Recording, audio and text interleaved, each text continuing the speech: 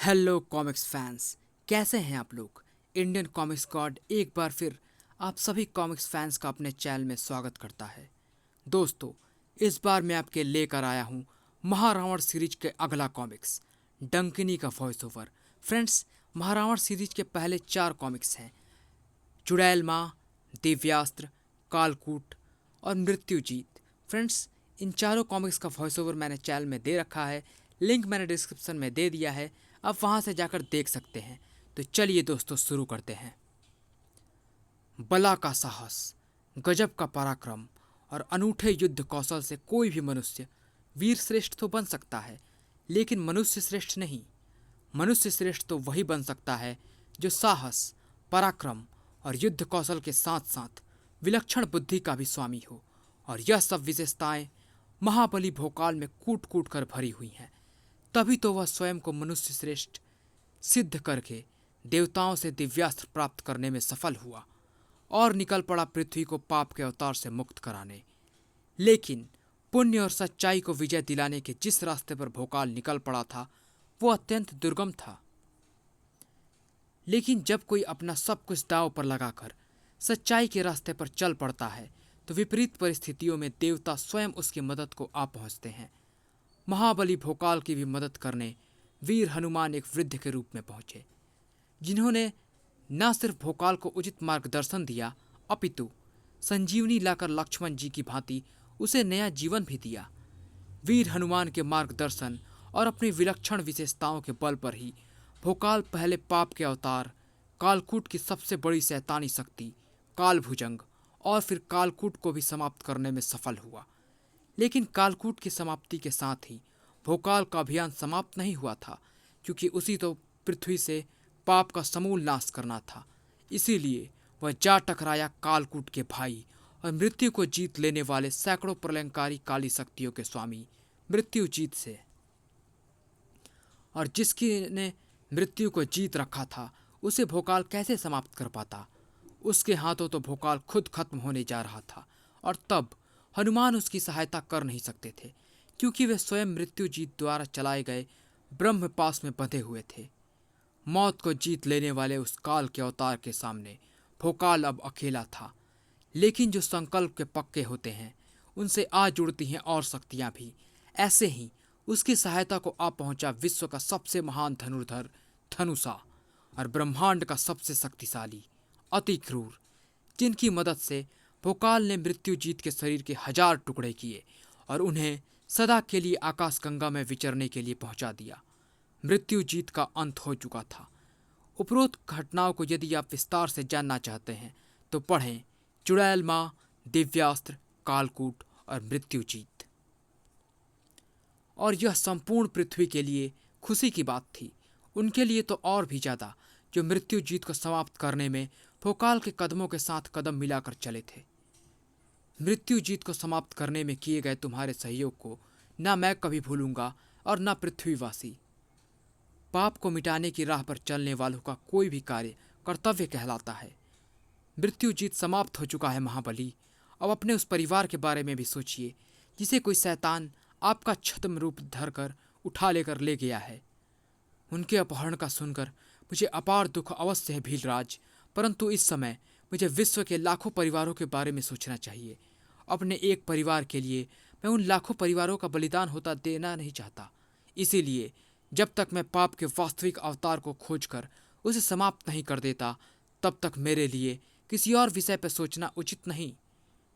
भोकाल के दृढ़ स्वर ने भीलराज को शांत कर दिया, लेकिन अति क्रूर अपनी व्यग्रता को दबाए न रख सका। मित्र भोकाल, ये प्रहारा तुम्हारे पास कैसे? यह तो सदा तुरीन के मस्तिष्क पर सुशोभित रहता था। यही तो उसकी शक्ति है, यही तो उसकी पहचान है। इसे देखते ही उसकी याद आती है। अति क्रूर के उस प्रश्न पर आंसू भर आए भोकाल की आंखों में।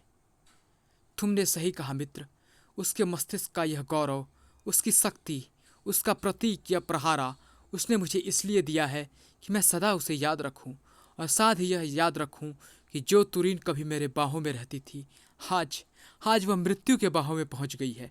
नहीं मित्र, ये तुम क्या कह गए? कह दो इन संघर्ष के पलों में तुम्हें मजाक सूझ पड़ा।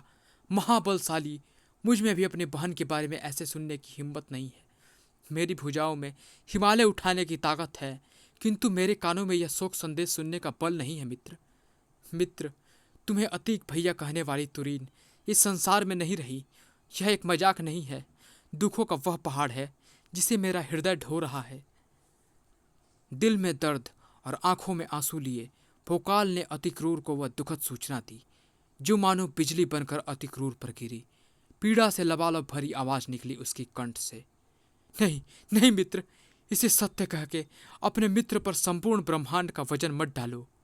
सच्चाई यही है मित्र, तुरीन हम सबको छोड़कर अपने मृत्यु देवता के पास जा चुकी है, और तुरीन ही क्या, हमारा प्यारा साथी, हमारा दोस्त सुतान भी उसके साथ अंतिम यात्रा पर निकल गया है।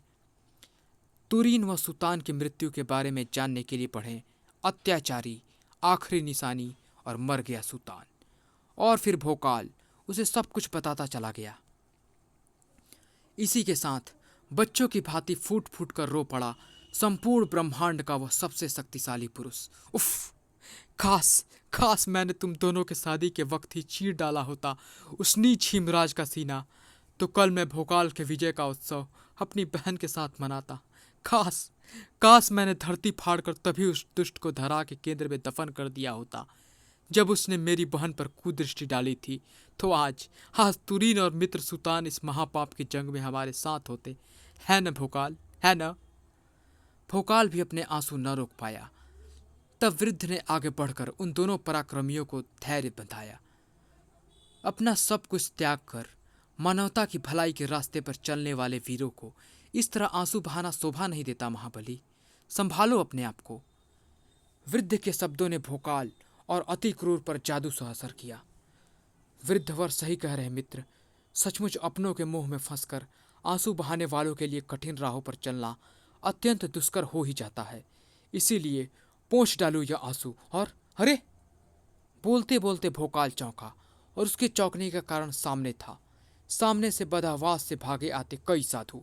त्राहिमाम महाबली, भोकाल त्राहिमाम, हमें बचाओ महाबली, हमें बचाओ। क्या हुआ रिसीवर? किसने आपको इतना भयभीत कर डाला है? डंकिनी, उस दुष्टा का नाम डंकिनी है भोकाल। वो अपनी शैतानी शक्तियों के बल पर कभी भी हमारे पूजा स्थलों को नष्ट करने और हम साधुओं का शिकार करने आ पहुंचती है। आज भी वह पूरी बर्बरता से हमारे साथियों का शिकार कर रही है। हमें तुम्हारे पास ही होने का पता चला तो हम यहाँ आ पहुँचे। हमारी सहायता करो महाबली, हमारी सहायता करो। धीरज रखिए रिसीवर, और चिंता ना कीजिए। अब सदा के लिए समाप्त समझिए डंकिनी का आतंक, क्योंकि समाप्त होने जा रही है उसकी यह लीला। जल्दी चलो मित्र, उस डायन को जितनी जल्दी समाप्त कर दिया जाए उतना ही अच्छा है।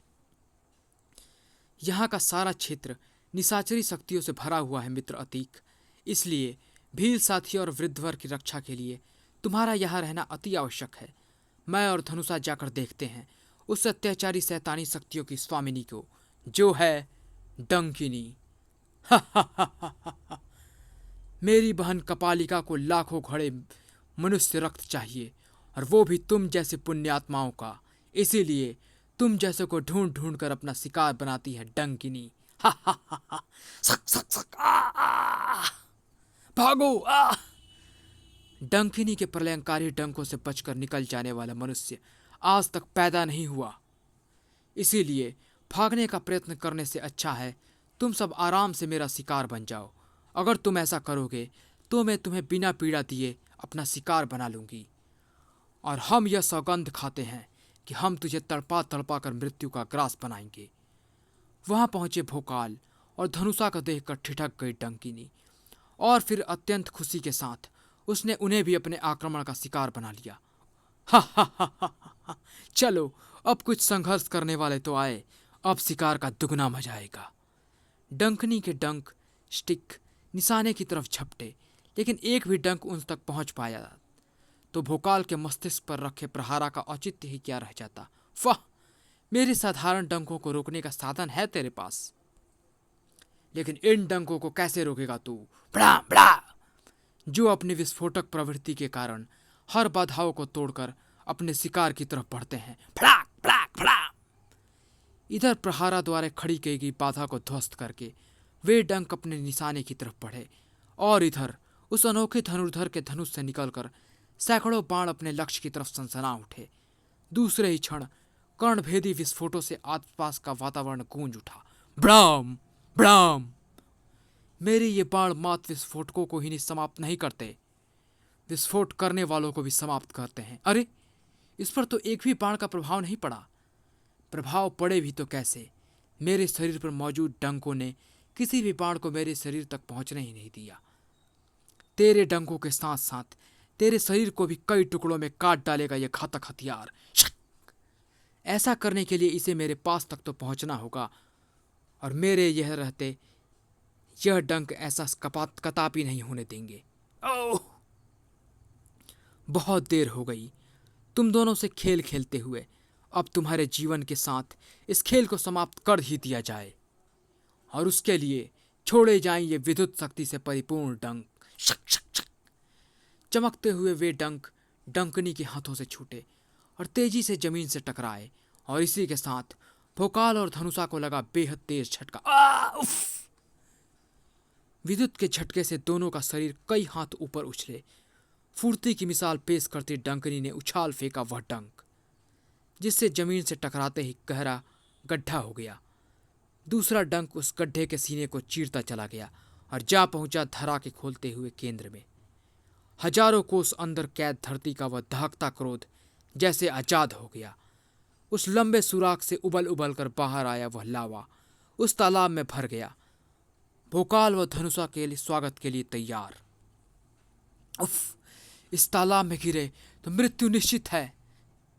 विद्युत प्रहार से मेरा शरीर अभी तक शून्य है। इसका कारण मैं अपने परों का इस्तेमाल नहीं कर पा रहा। अब हम इस तालाब में अवश्य ही गिरेंगे, परंतु प्रहारा द्वारा निर्मित इन किरणों की नौका के ऊपर पके फल से दोनों नौका में गिरे। डंकिनी का यह डंक इस नौका में सुराख करके तुम्हें उस लावे का अंग बना देगा। मौत का डंक उनकी जिंदगी में सुराख करने के लिए बढ़ चला था। डंक ने उस अभेद नौका में भी सुराख कर दिया। लावा तेजी से नौका में प्रवेश करने लगा।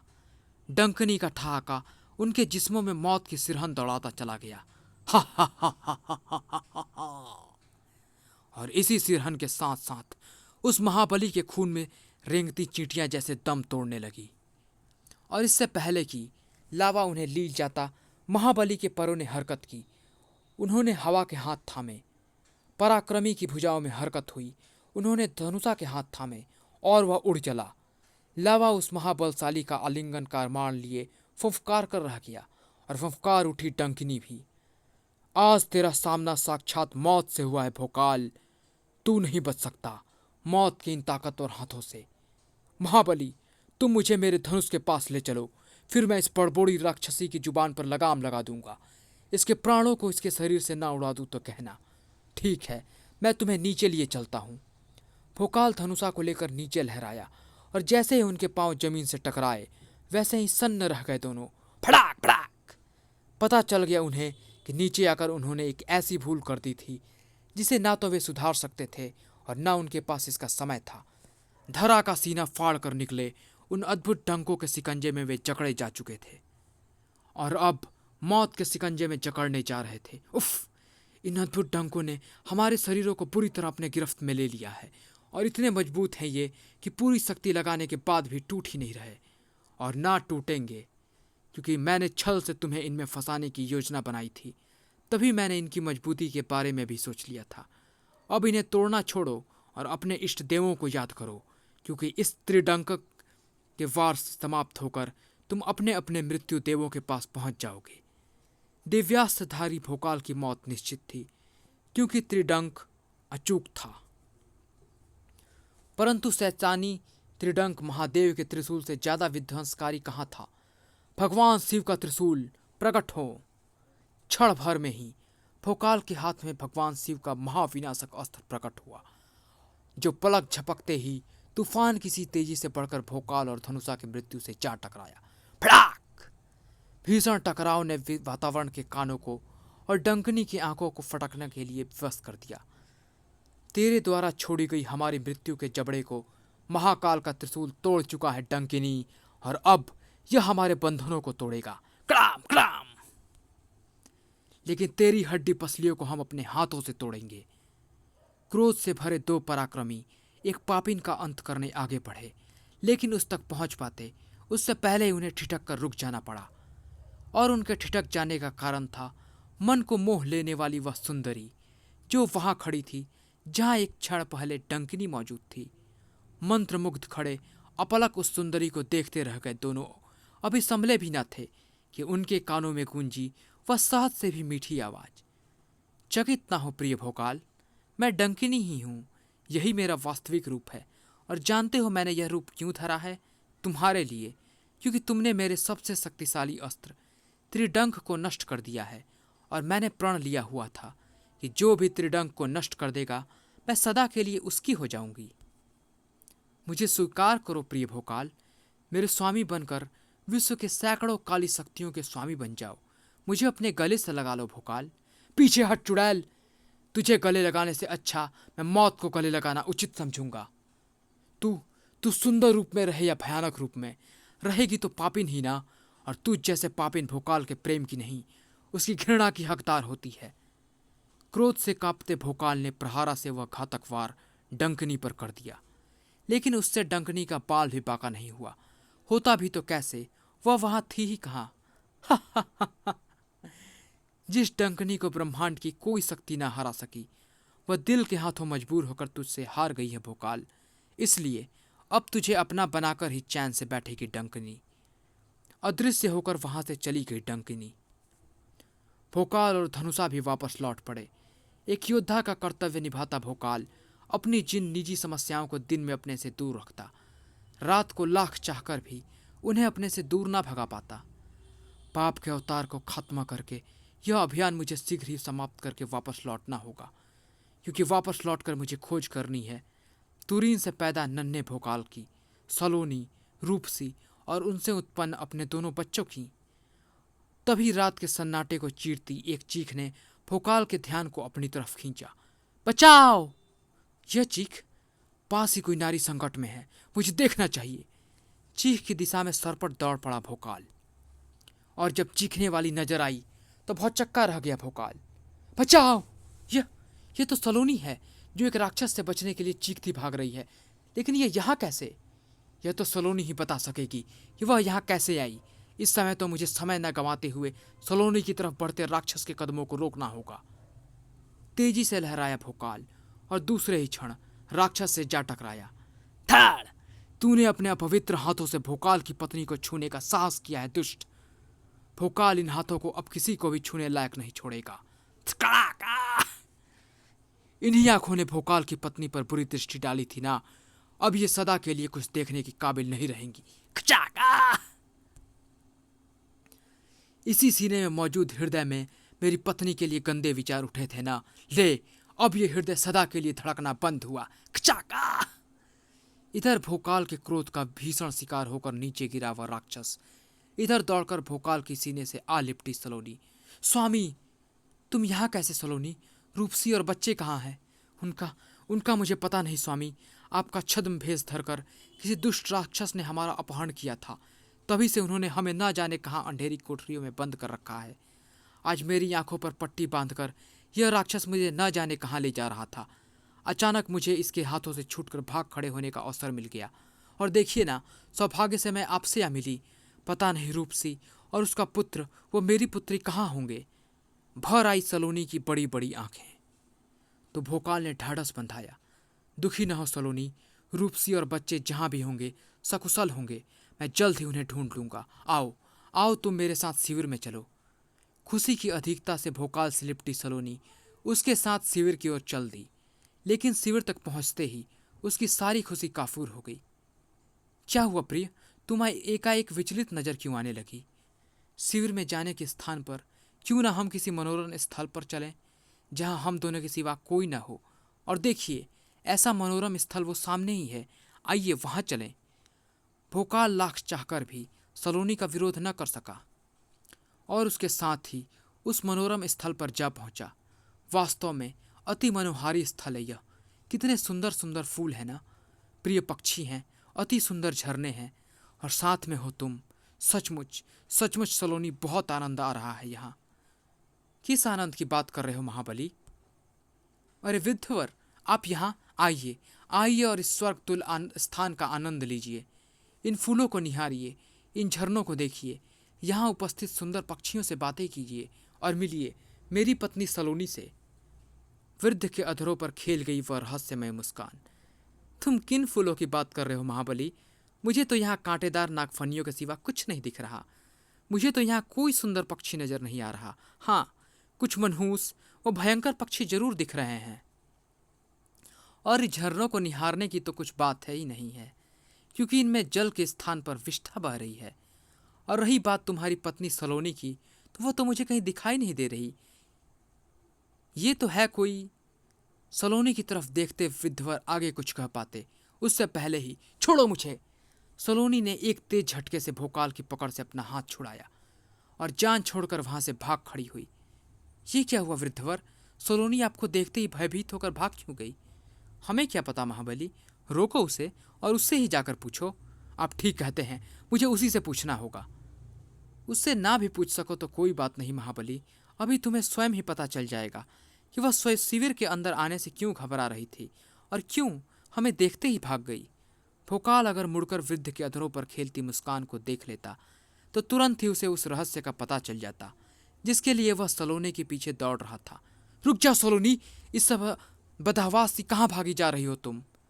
द्रुत गति से भागती जो सलोनी भोकाल के प्रयासों से न रुकी, वह उस चट्टान सी छाती से टकरा कर रुकी जिसका स्वामी था अति क्रूर, जिसने दोबारा भागने का प्रयत्न करती सलोनी के बाल पकड़कर लपक लिए। अब तेरा यहां से जीवित वापस लौट जाना संभव नहीं है डायन। अति क्रूर, यह तुम क्या कर रहे हो? तुम सलोनी से इतनी क्रूरता से पेश आ रहे हो, तुम जानते हुए भी कि यह मेरी पत्नी है। अपने मित्र की पत्नी को हाथ लगाने से पहले अति क्रूर मर जाना पसंद करेगा भोकाल। यह तुम्हारी पत्नी सलोनी नहीं है, यह उसके रूप में कोई राक्षसी है। और यह मैं इसलिए कह रहा हूं क्योंकि मैं स्वयं राक्षस जाति का हूं। राक्षसों के शरीर से उठती गंध और उनके हाव भाव का मैं खूब पहचानता हूं। सलोनी के रूप में राक्षसी? ओह, हा हा हा हा। तेरे मित्र ने सही पहचाना भोकाल, मैं राक्षसी डंकनी हूं। छल से तुझे अपना बनाने आई थी मैं। एक बार तू अगर मेरे जाल में फंस गया होता फिर कभी नहीं निकल पाता। लेकिन तेरे साथ पुण्य आत्माएं दे रही हैं, इसीलिए तू मेरे जाल से बच गया। पर तू ज्यादा समय तक बचा नहीं रहेगा। मैं तुझे अपना बनाकर ही दम लूंगी, लेकिन पहले समाप्त कर दूंगी तेरे सहयोगियों को, और उसका आरंभ मैं तेरे मित्र अति क्रूर का वध करके करती हूँ। भोकाल के होते हुए तू अति क्रूर के शरीर पर खरोच भी नहीं डाल पाएगी चुड़ैल।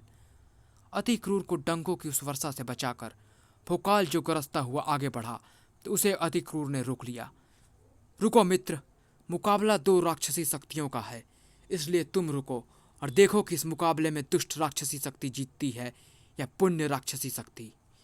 पाप बहुत शक्तिशाली होता है अति क्रूर, इसीलिए वह कभी नहीं हारता। अपने पांव तले कुचल डालता है वह पुण्य को।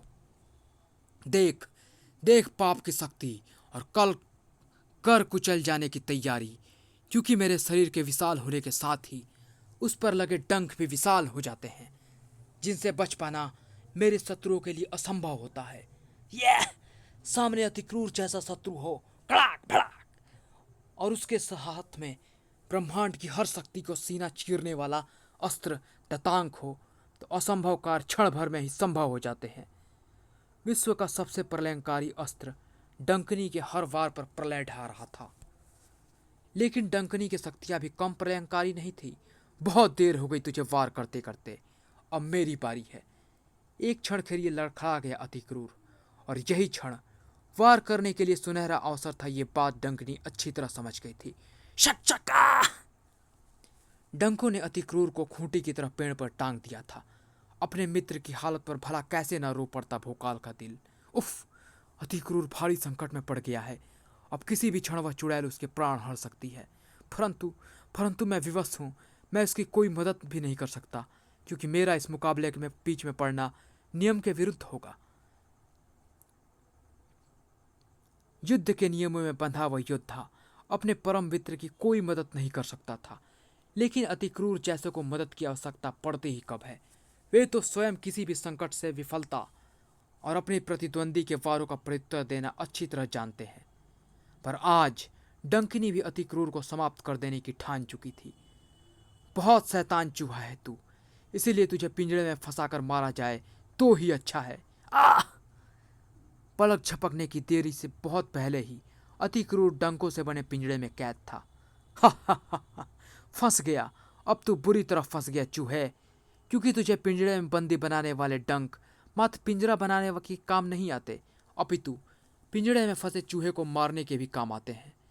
वैसे अगर तू उस पिंजरे को उखाड़ कर इससे मुक्त होने का विचार कर रहा है तो त्याग दे अपना विचार, क्योंकि यह पिंजरा अब नहीं उखड़ने वाला, क्योंकि जो डंक इसमें लगे हैं ओह, वे अंदर ही अंदर अपनी लंबाई बढ़ाकर पाताल तक पहुंच चुके हैं, और तू उन्हें पाताल से वापस खींच ले। है ऐसी शक्तिशाली नहीं है तू, इसीलिए मात्र मरने की सोच। डंकिनी से कंठ से उबला वह ठहाका दूसरे ही क्षण उसके गले में ही घुट कर रह गया, और अब उबल पड़ी थी उसकी आंखें, और उबलती भी क्यों ना, उसकी आंखों के सामने जो मौजूद था अविश्वसनीय दृश्य। यह जिसके सीने में साहस और कुछ भी कर गुजरने की इच्छा शक्ति और बाजुओं में शक्ति का लौह भरा हो, उसे पाताल तो क्या तीनों लोक नहीं रोक सकते। ब्रह्मांड का सबसे शक्तिशाली पुरुष होने का इससे बड़ा और क्या प्रमाण देता अति क्रूर। उसने डंकों के उस पिंजरे को उखाड़ फेंका और चीते की तरह झपट कर उसने ततांग उठा लिया। और तूने अपने जो डंक पाताल तक पहुंचाए थे, मैंने उन्हें उठाड़ फेंका डंकिनी, लेकिन मैं तेरे पैर को अपने ततांग से धरा से ही उखाड़ता हूं। इसे उखाड़ कर अपनी शक्ति दिखा। खचाका! पीड़ा से तिलमिला उठी डंकनी ने अपने को ततांग से छुड़ाने की संपूर्ण ताकत लगा दी। लेकिन वह तिनके भर भी अपना पैर ऊपर खींचने में सफल ना हो सकी। नहीं उखाड़ सकी न डायन। ले, मैं स्वयं ही ततांग को बाहर निकाल देता हूं। मुझे इसकी आवश्यकता है, क्योंकि मुझे इससे पहले तोड़ना है तेरे शरीर पर उगे इन डंकों को। खचाक खटाक! और अब तोड़ूंगा तेरे सिर को, लेकिन उसके लिए यह आवश्यक है कि पहले तेरे घुटने तोड़े जाएं। खटाक! ताकि तू नीचे आ गिरे, और फिर बड़े ही आराम से तेरा सिर तोड़ दिया जाए। फचाक! अति क्रूर की क्रूरता और शक्ति का अद्भुत नमूना था ये, जिसे देखकर जय जयकार कर उठे वहां खड़े सभी ऋषि मुनि। वीर अति क्रूर की जय हो, वीर अति क्रूर की जय हो। जय मेरी नहीं मुनिवर, जय पुण्य और सत्य की बोलिए। मेरा मित्र ठीक कह रहा है ऋषिवर, सचमुच जय सत्य और पुण्य की बोली जानी चाहिए, क्योंकि सत्य और पुण्य की राह पर चलने वाला कभी नहीं हारता। लेकिन यह डंकिनी थी कौन, और पुण्य आत्माओं का वध करके उनको ले जाने के पीछे उसका उद्देश्य क्या था? महाबली, डंकिनी एक बहुत बड़ी शैतानी शक्ति थी। उसने अपनी अन्य दो बहनों कपालिका और कलंकिनी के साथ मिलकर तप से, छल से और युद्ध से सैकड़ों काली शक्तियों को अपना गुलाम बना लिया। विश्व के कोने कोने में अपने आतंक की पताका फहराने के बाद इन तीनों बहनों ने एक रहस्यमय नगरी कलंका की सुरक्षा का दायित्व अपने कंधों पर ले लिया। यह कलंका नगरी वह नगरी है जो कभी सोने की लंका के नाम से प्रसिद्ध थी, और महाशक्तिशाली रावण जिस पर राज करता था, और वीर हनुमान ने जिसे जला डाला था, तभी से वह कोयले सी काली हो गई थी। रावण की समाप्ति के पश्चात राक्षसों ने उस लंका पर अपना अधिकार जमा लिया और उसे नया नाम दिया, कलंका। कलंका नगरी के अंदर क्या है यह आज तक कोई नहीं जान पाया है, परंतु यह बात सबको पता है कि डंकिनी, कलंकिनी और कपालिका नाम की तीनों शक्तिशाली बहनें कलंका की रक्षा और उसे शैतानी शक्तियों से युक्त करने के लिए सदा तत्पर रहती हैं, और इसके लिए हर अमावस्या की रात्रि को समस्त कलंका नगरी को पुण्यात्माओं के रक्त से स्नान कराया जाता है। लेकिन इस बार किसी विशेष सिद्धि के लिए कलंका को 11 लाख रक्त के घड़ों से नहलाने का प्रयोजन है। इतने रक्त को इकट्ठा करने का दायित्व तो सौंपा गया था डंकिनी को। तभी वह अपने प्रलयंकारी डंकों की सहायता से पुण्यात्माओं को शिकार बना रही थी, और फिर वह उनको अपनी बहन कपालिका को सौंप देती थी, जो उनका रक्त निकालकर उसे 11 लाख अभिमंत्रित घड़ों में सुरक्षित रख रही है। आने वाली अमावस्या को उन 11 लाख घड़ों से कलंका को स्नान कराकर उसका महाभिषेक किया जाएगा। ओह, इसका मतलब वही कलंका नगरी हमारा लक्ष्य हो सकती है। हम उस पर आक्रमण करके पाप के अवतार को समाप्त करने के अपने अभियान को सफल बना सकते हैं। तभी मुस्कुराते हुए वृद्ध बोल उठे, 100% कलंका नगरी तुम्हारा लक्ष्य है महाबली। तुम्हें उस पर आक्रमण करना ही होगा, क्योंकि तुम्हारा सारा परिवार कलंका नगरी में ही कैद है। ऐसा आप कैसे कह सकते हैं वृद्धवर? महाबली डंकिनी हूबहू तुम्हारी पत्नी सलोनी का रूप कैसे धर पाई? अगर उसने तुम्हारी पत्नी को ना देखा होता तो क्या वह ऐसा कर सकती थी? उत्तर है नहीं, नहीं कर सकती थी। किसी को बिना देखे कोई उसका हूबहू रूप नहीं धर सकता, और डंकिनी उसे तभी देख सकती है जब वह उसकी कैद में हो। वृद्ध का एक एक शब्द भोकाल के मस्तिष्क में घर करता जा रहा था। उनके चुप होते ही अधीरता से बोल उठा भोकाल। आपने ठीक कहा वृद्धवर, सचमुच मेरा परिवार कलंका में ही कैद होगा। मुझे कलंका पर तुरंत ही आक्रमण करना होगा। यह सब इतना आसान नहीं है महाबली। मैं इस स्थान पर वर्षों तक भटका हूँ, इसलिए जानता हूँ कलंका तक पहुँचने का रास्ता बहुत ही दुर्गम है। उसके लिए वो तुम्हें सामने दक्षिण दिशा में दिखता विशाल और अत्यंत विकराल पर्वत पार करना होगा, और उसके बाद पार करना होगा उस पर्वत के पीछे स्थित भयंकर विष सागर। इन दोनों दुर्गम रास्तों को किसी ने पार करने का साहस नहीं किया है, इसीलिए आज तक कोई कलंका तक नहीं पहुंच पाया। बड़ी से बड़ी सेना को इन रास्तों पर आने वाले संकटों ने निगल लिया। जो आज तक नहीं हुआ वो आज होगा वृद्धवर। हमारी सेना कलंका तक पहुंचेगी, रास्ते मौजूद हर संकट का मुंह तोड़कर। और रही बात विशाल पर्वत की श्रीमान, तो उसके लिए यह दतांक है ना, जो पर्वत को धूल में मिलाकर विष सागर तक को पहुंचने की राह बना देगा। और है मेरे प्रलयंकारी बाण, जो बड़े से बड़े संकटों को चुटकियों में ही समाप्त करने में सक्षम है। तीनों पराक्रमियों का हौसला और लक्ष्य तक पहुंचने की दृढ़ प्रतिज्ञा वृद्ध रूपी हनुमान को शीघ्र ही देखने को मिली। धड़ाक बड़ा धन्य है ये मनुष्य, जो संपूर्ण मानवता की रक्षा के लिए अपना सब कुछ न्यौछावर करके रात दिन पाप के अवतार तक पहुंचने में जुटे हुए हैं। वास्तव में ऐसे ही मनुष्यों के बल पर पृथ्वी अब तक विनाश से बची हुई है। इस लगन से सफलता इन्हें शीघ्र ही मिलेगी। सफलता। कई दिनों के अथक प्रयास से अंततः हम पर्वत का सीना काटकर अपने लिए रास्ता बनाने में सफल हुए। वो सामने ही है विष सागर, कलंका और हमारे बीच की एकमात्र अड़चन। कलंका तक पहुंचने के लिए हमें उसे पार करना है, और उसके लिए हमें यहाँ मौजूद पेड़ों को काटकर सैकड़ों नावें बनानी होंगी, जिनकी सहायता से हम विष सागर को पार करेंगे। हमारी मेहनत और लगन से ऐसा जल्द ही होगा। भोकाल के साथ साथ उसका हर सहयोगी अपनी पूरी जी जान से जुटा हुआ था। अब सफलता और कलंका उनसे ज्यादा दूर नहीं थे, लेकिन तभी आन पड़ा वह विघ्न, जिसके बारे में किसी ने कल्पना भी नहीं की थी। ओह, यह क्या? यह एकाएक सागर का जलस्तर कैसे बढ़ने लगा? समुद्र का जल स्तर अत्यधिक तेजी से ऊपर उठ रहा है। संभलो! छपाक! उफ! क्या कारण है समुद्र के इस तरह ऊपर उठने का?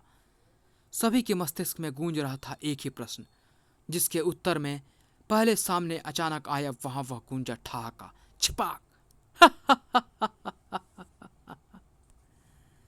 और फिर सामने आया दिलों और दिमागों को हिला देने वाला वह कारण। त्रिमुंडा के बाहर निकालने की वजह से विष सागर में आया है यह भयंकर ज्वार, जो अब तुम सबके जीवन को निगल के ही शांत होगा। इस ज्वार को जीवन निकलने को तो मिलेगा दुष्ट त्रिमुंडा, लेकिन वह जीवन हम सबका नहीं, मात्र तेरा होगा। आक्रमण! भोकाल की इस पुकार के साथ ही त्रिमुंडा पर हुआ वह 3 तरफा आक्रमण, लेकिन वह आक्रमण त्रिमुंडा के शरीर पर खरोंच भी नहीं डाल पाया। त्रिमुंडा का जीवन समाप्त करने का विचार त्याग दो, क्योंकि त्रिमुंडा ने समाप्त होने के लिए नहीं, समाप्त करने के लिए जन्म लिया है। त्रिमुंडा के भीषण वार ने तीनों को दूर उछाल दिया। सबसे पहले संभला अति क्रूर। यह अति क्रूर की क्रूरता और दतांग के प्रहार से आज तक कोई भी सीना चकनाचूर हुए बिना नहीं रह सका है। तेरा सीना भी नहीं रहेगा दुष्ट। अभी खिल खिल होकर बिखर जाएगा यह। ओह! तू ब्रह्मांड का सबसे अधिक शक्तिशाली है और तेरा अस्त्र सबसे अधिक प्रलयंकारी। तेरा यह घमंड आज टूट जाना चाहिए। फड़ाक! छाती पर हुए उस जबरदस्त मुष्टि प्रहार ने अति क्रूर जैसे महाशक्तिशाली को भी तड़पा कर रख दिया। दूसरे ही क्षण खून उगलता अति क्रूर सनसनाता हुआ दूर जा गिरा और जल बिन मछली की भांति रेत पर छटपटाने लगा। अति क्रूर की हालत ने उतार दिया धनुषा की आंखों में खून अपने धनुष पर वह प्रलयंकारी बाण चढ़ाकर उसने प्रत्यंचा को अपनी पूरी शक्ति से खींचा और छोड़ दिया उसने वह बाण, जो सैकड़ों मेघों के टकराने सी ध्वनि करता और प्रलय जैसी बिजलियां कड़कड़ाता हुआ त्रिमुंडा की तरफ बढ़ा। कड़ाक कड़ाक। लेकिन त्रिमुंडा के शरीर से टकराकर साधारण तिनके की तरह शांत हो ही गया। हा हा हा। ओह! विस्मित खड़ा अपने बाण का अंजाम देखता रह गया धनुषा, और ऐसा करके वह बहुत बड़ी भूल कर गया, क्योंकि तभी त्रिमुंडा द्वारा उछाला गया उसी का बाण उसके सीने से आ टकराया था। फड़ाम! हाथ से ही उछाले गए बाण में इतनी तेजी थी मानो वह किसी विशाल धनुष से छोड़ा गया हो। उस टकराव ने धनुषा को पैरों पर खड़ा नहीं रहने दिया। कटे वृक्ष की तरह नीचे गिरा वह। अब भला क्रोध से कैसे न चिंगार उठता वह महाबली। बस दुष्ट त्रिमुंडा, बस अब खत्म हुआ तेरा खेल, क्योंकि अब मैं तुझे समाप्त करने के लिए प्रयोग कर रहा हूं भगवान श्री कृष्ण का सुदर्शन चक्र। अब समुद्र तट के इस भाग की रेत तेरे शरीर के छोटे छोटे अनगिनत टुकड़ों से सजी नजर आएगी। सर एक ग्वाले के तुच्छ हथियार पर उछल रहा है, इसे तो मैं एक क्षण में ही रेत का एक भाग बना दूंगा। भोकाल की फटी फटी आंखों के सामने ही सुदर्शन चक्र रेत में मिल चुका था। भगवान श्री कृष्ण के सुदर्शन चक्र को त्रिमुंडा ने रेत में मिला दिया। ये तो वास्तव में बहुत ही भयंकर शक्ति है, लेकिन काली मां की खड़ग इसका संहार जरूर करेगी। काली की खड़ग बहुत ही उत्तम हथियार है यह, और ऐसा हथियार तुझ जैसे तुच्छ मनुष्य के पास नहीं, मेरे जैसे महाशक्तिशाली के हाथ में होना चाहिए। काली की जो खड़ग सदा शत्रुओं के शीश काटती आई थी, उसे आज त्रिमुंडा ने भोकाल के सामने ही अपने वश में कर लिया। अब तो मानो भोकाल पागल हो गया। वह एक के बाद एक कई दिव्यास्त्र त्रिमुंडा की तरफ उछालता चला गया, लेकिन हर दिव्यास्त्र को अपने कब्जे में करता चला गया त्रिमुंडा। हा हा हा हा। देखता हूं कितने दिव्यास्त्र हैं तेरे खजाने में। अब भोकाल के पास दिव्यास्त्र के नाम पर हनुमान की गदा ही बची थी। हा हा हा हा। संपूर्ण ब्रह्मांड को ध्वस्त कर देने की शक्ति रखने वाली महाबली हनुमान की इस गदा से कदापि नहीं बच पाएगा तू त्रिमुंडा। महाबली हनुमान की गदा की सफलता पर पूरा विश्वास था भोकाल को। दूसरे ही क्षण गदा के साथ साथ भोकाल का विश्वास भी चकनाचूर होकर रह गया। इसी के साथ तेरे सारे दिव्यास्त्र समाप्त हुए भोकाल। अब त्रिमुंडा के हाथों तू मारा जाएगा। फड़ाक! दिव्यास्त्रों के पश्चात अब त्रिमुंडा ने भोकाल को अपने प्रहारों का निशाना बना लिया, लेकिन भोकाल के इस संकट का उन पर कोई प्रभाव नहीं पड़ा था, जिन्हें संकट मोचन के नाम से पुकारा जाता है। सारे दृश्य को नजारा देखते मंद मंद मुस्कुरा रहे थे वे तो, जबकि इधर भोकाल पर संकट पल प्रतिपल बढ़ता ही जा रहा था। तेरे दिव्यास्त्रों का खजाना खाली हो चुका है भोकाल। अब तेरे वापस लौटने में ही भलाई है, क्योंकि मेरा सामना करने के लिए ना तो तेरे पास कोई हथियार है और ना गंवाने के लिए कुछ और। फड़ाक! शरीर के बुरी तरह घायल हो जाने के पश्चात भी चीते की फुर्ती को मात करता हुआ उठा महाबली और सिंह का मांदित दहाड़ता आगे बढ़ा। तुझसे लड़ने के लिए साहस और युद्ध कौशल का सबसे बड़ा हथियार मेरे पास बाकी है अभी, और गंवाने के लिए मेरे पास अभी बाकी है प्राण। जब तक उस हथियार को मैं खो नहीं देता, तब तक प्राणों को गंवा नहीं देता। मैं लड़ता रहूंगा और तुझ जैसे दुष्टों का मुंहतोड़ जवाब देता रहूंगा। फड़ाक! इससे पहले कि भोकाल एक छलांग लगाकर उसकी छाती पर सवार हो जाता, फटी की फटी रह गई उसकी आंखें, क्योंकि उन आंखों को त्रिमुंडा के शरीर में परिवर्तन आता दिखाई दे रहा था। एक क्षण बाद ही पहले जहां त्रिमुंडा दिखाई दे रहा था, वहां अब खड़े दिखाई दे रहे थे ब्रह्मा, विष्णु, महेश। त्रिमुंडा का रूप धरकर ब्रह्मांड की ये तीनों महान शक्तियां मुझसे युद्ध लड़ रही थीं। तभी हर दिव्यास्त्र इनके सामने विफल हुआ, और ऐसा इसलिए हुआ महाबली कि हमने तुम्हारी परीक्षा ली है। हम देखना चाहते थे कि दिव्यास्त्र पाने के पश्चात भी क्या तुम में वही साहस, वही वीरता और युद्ध कौशल है या नहीं। महाशक्तियां पाने के पश्चात भी प्राणों की बलि का जज्बा है या नहीं, क्योंकि कलंका में पहुंचने के पश्चात दिव्यास्त्रों के साथ साथ तुम्हें इन सबकी भी अत्यंत आवश्यकता पड़ने वाली है। तुम हमारी परीक्षा में खरे उतरे महाबली, खरे उतरे। अब हमें विश्वास है कि तुम कलंका नगरी को अवश्य ही विजय करोगे। ये रहे तुम्हारे सभी दिव्यास्त्र, और ये रहे तुम्हारे सच्चे मित्र एकदम सकुशल। धन्यवाद, परंतु इन सब के साथ मुझे अपना आशीर्वाद भी दीजिए ताकि मैं विजय प्राप्त कर सकूं।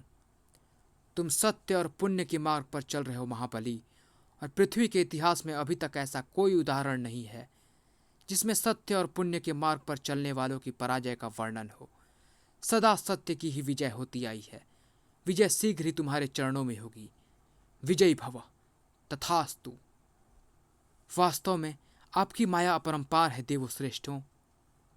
त्रिदेव तुरंत ही अंतर ध्यान हो गए, और इसी के साथ सागर भी सामान्य होता चला गया। सागर बिल्कुल शांत है साथियों। यही उचित समय है कि हम कलंका तक पहुंचने के लिए सागर में उतर पड़े। विष सागर को विजय करने भोकाल और उसके साथी सागर में उतर गए। लेकिन अगर विष सागर को विजय करना इतना ही आसान होता तो फिर बात ही क्या थी। सागर में यह हलचल ऐसा तो तभी होता है जब कोई सागर को पार करने का प्रयत्न करता है। आज भी ऐसा ही हुआ है। एक बड़ी सेना कलंका को लक्ष्य बनाकर सागर को पार करने के प्रयास में है, परंतु उनका वह प्रयास उन्हें कलंका तक नहीं, मृत्यु लोक तक पहुंचाएगा। क्योंकि अगर मत्स्य केतु ना चाहे तो वायु भी इस सागर को पार नहीं कर सकती।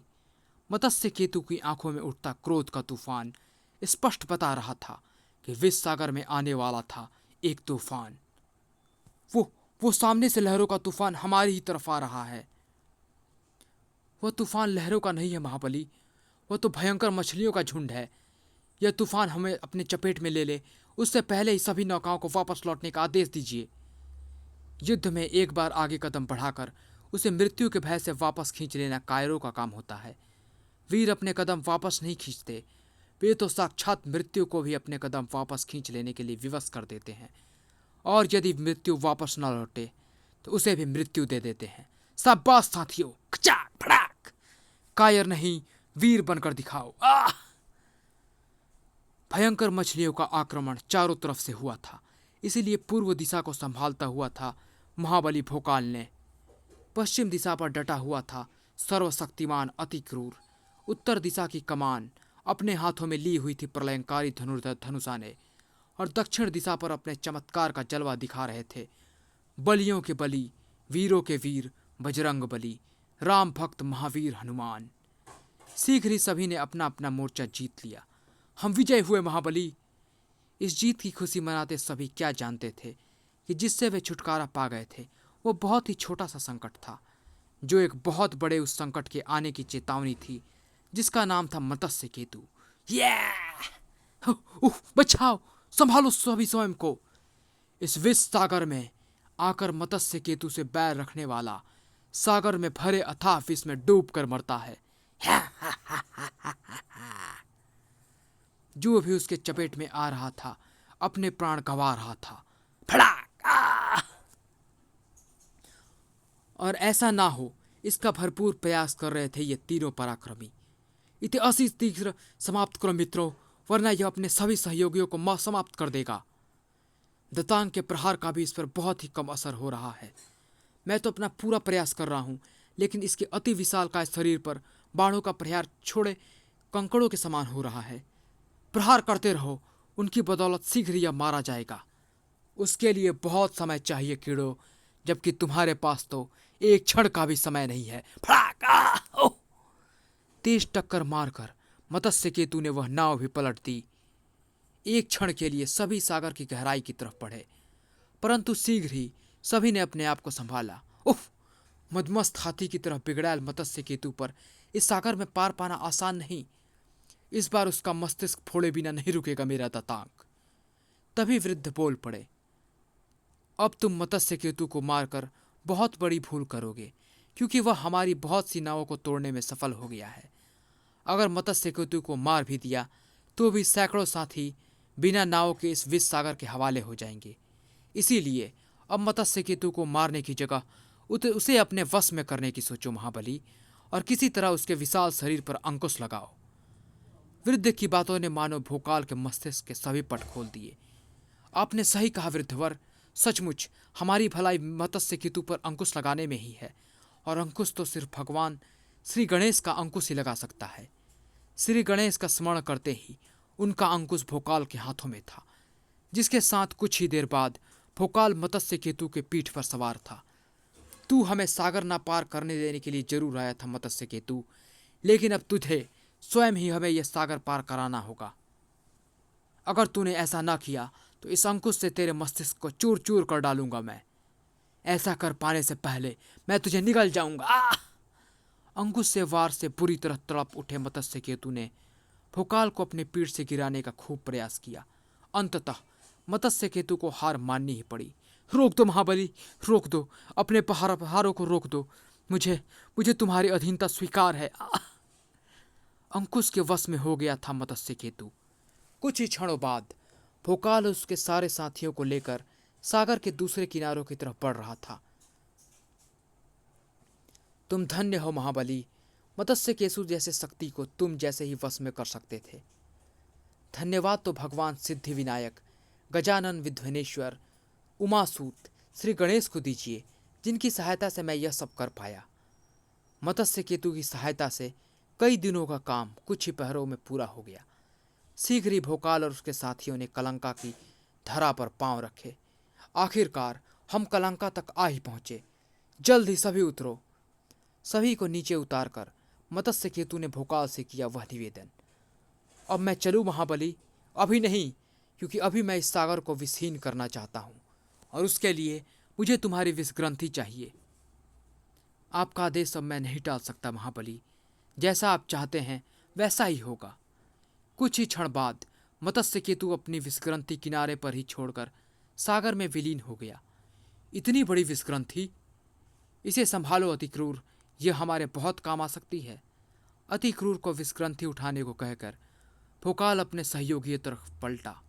सावधान साथियों, हम कलंका की धरती पर आ पहुंचे हैं।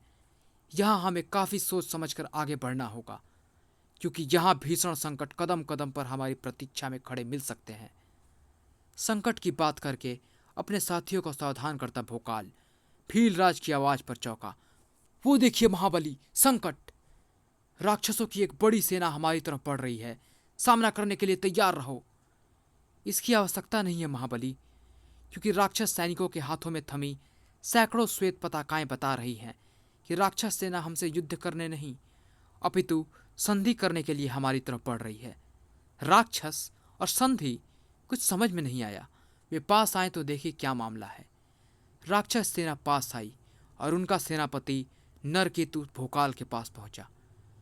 कलंका की धरती पर महाबली भोकाल सहित हम सभी वीरों का स्वागत करते हैं। हमारे स्वागत पर अचरज ना कीजिए महाबली। हम समझ चुके हैं कि जिस महावीर ने प्रलयंकारी कालकूट, विनाशकारी कालभुजंग, मृत्यु को जीत लेने वाले अजर अमर मृत्युजीत, विध्वंसक डंकिनी को समाप्त करने और कलंका के अविजित प्रहरी मत्स्य केतु को अपना दास बनाकर कलंका तक पहुंचने जैसे चमत्कार किए हों, उसके सामने भला हमारी शक्तियों की क्या बिसात। उससे टकराकर हमें भला विनाश के सिवा मिलना क्या है। इसीलिए हमने स्वयं को तुम्हारे प्रकोप से बचाने के लिए संधि करने का निर्णय किया है। इस संधि को स्वीकार करके हमें कृतज्ञ कीजिए और स्वीकार कीजिए ये उपहार। सलोनी, रूपसी, मेरे बच्चे! भोकाल दौड़कर अपनी पत्नी और बच्चों से लिपटा। हमें यह संधि स्वीकार है, हमें भी। समाप्त।